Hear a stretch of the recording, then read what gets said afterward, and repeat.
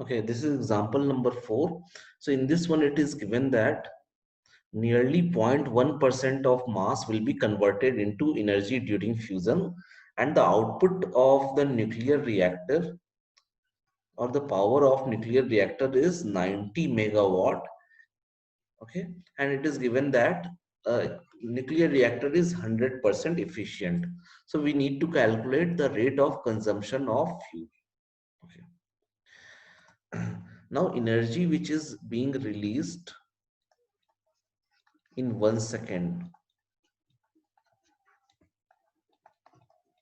We know energy produced per second will be 90 megajoules.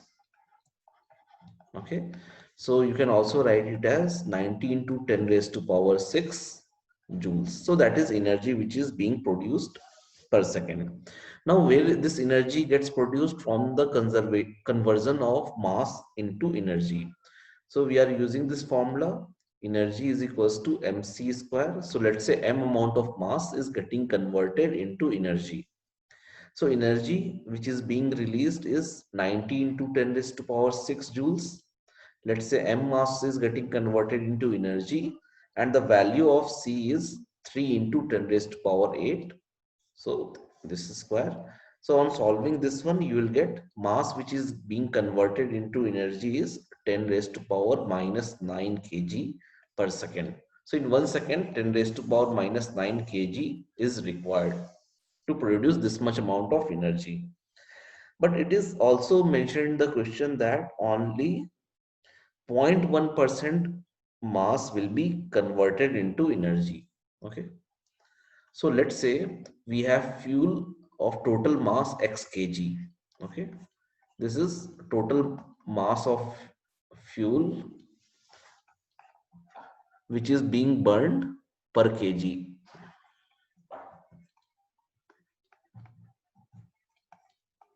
being burned per second. Okay. Now when this fuel is burning, only 0.1% of this fuel gets converted into energy. Okay, means this 0.1% of x kg gets converted into energy, and that mass which gets converted into energy we have found as 10 raised to power minus 9 kg per second. So we have to calculate the value from here. So x will come as 10 raised to power minus 9 minus 6 kg per second. Now on comparing the options, you can say it will be 1 milligram per second. So that will be our option A. Okay. Next,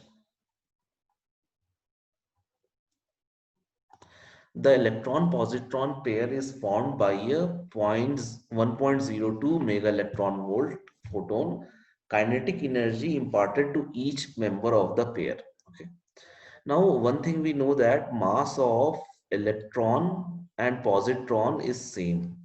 So if m is the mass of electron, mp is mass of positron, these two will be same.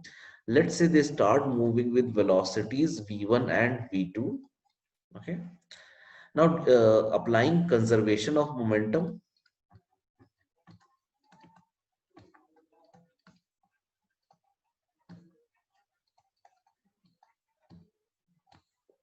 So we will get mass of electron into V1 will be equal to mass of positron into V2. Since their masses are same of electron and positron, we'll get V1 is equals to V2. Means their velocities are also same. So kinetic energy of electron will be half mv square mev square, and kinetic energy of positron will be half mass of proton into v square. So these two terms will be equal, or you can say kinetic energy of electron is equal to kinetic energy of positron. Now the total energy which has been provided to electron positron pair is 1.02 mega electron volt. This energy gets divided into kinetic energy of electron and kinetic energy of positron. And we know these two terms are equal.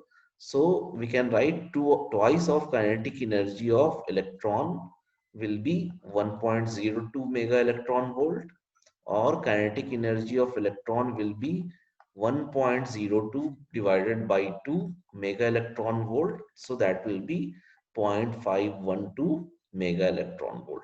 So our option will be A. And kinetic energy imparted to both are same. So for both, the answer will be 0.512 mega electron volt. Okay.